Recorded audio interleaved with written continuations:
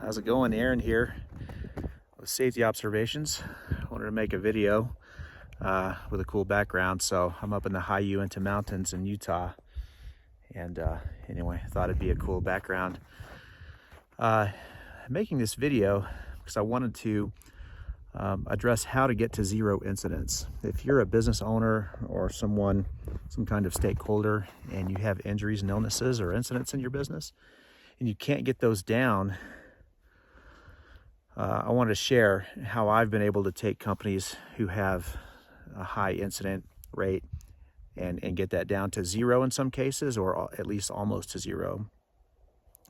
So I think the first thing that you need to do, in my opinion, is to think about safety correctly. And so the way that I like to think about safety is a coin, and there's two sides of the coin. There is the safety compliance side of the coin. This is a lot of site-based, facility-based stuff. So your first aid kits, your wastewater permits, your stormwater permits, air permitting, fire extinguishers, keeping aisles unobstructed, exit routes and signs.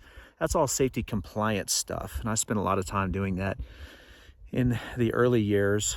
But the other side of the coin is what I call operational safety. And this is mostly has to do with the people in the organization and their behaviors, their beliefs, their attitudes, and their behaviors, basically.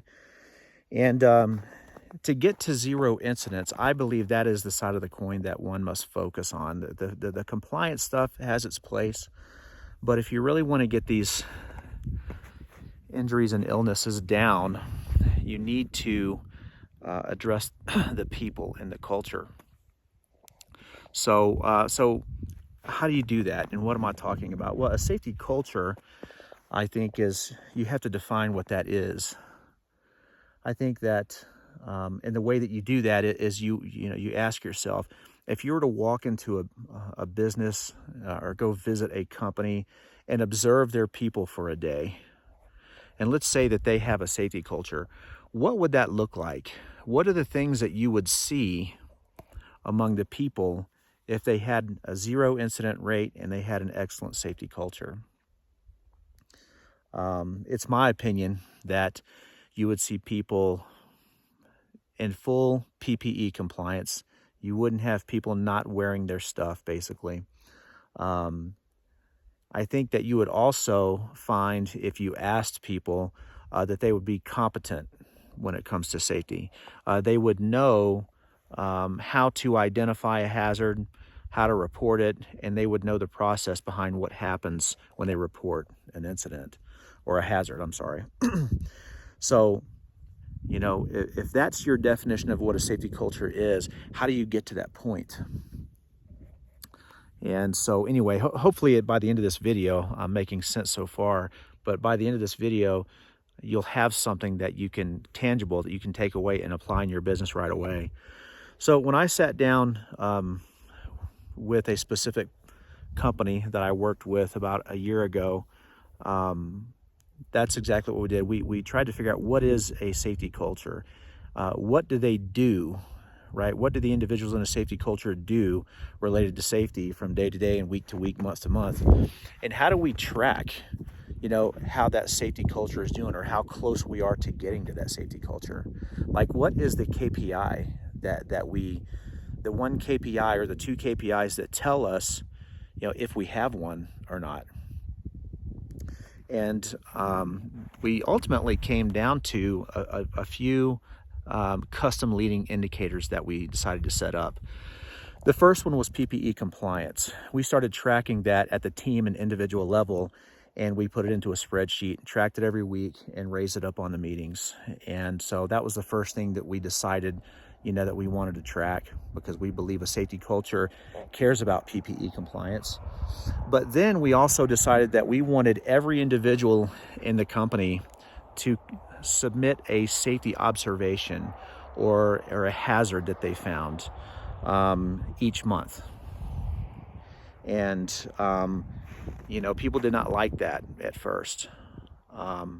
but we implemented it anyway, and we tracked it to see who was doing it and who was not. Of course, the lagging indicators, you know, recordables, first aid onlys, everybody tracks that stuff, so I'm not even going to talk about that in this video. But with those leading indicators, those custom ones we set up, PPE compliance, you know, everyone submits an observation per month.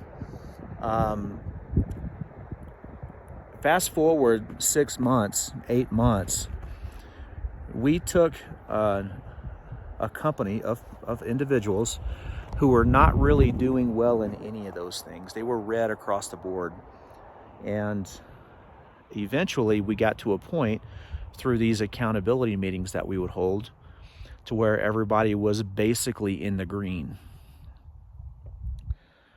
When you achieve that, when you're able to get that to happen, the byproduct is excellent safety KPIs. And I'm talking about those recordable incidents, those first aid incidents, those near misses, stuff like that.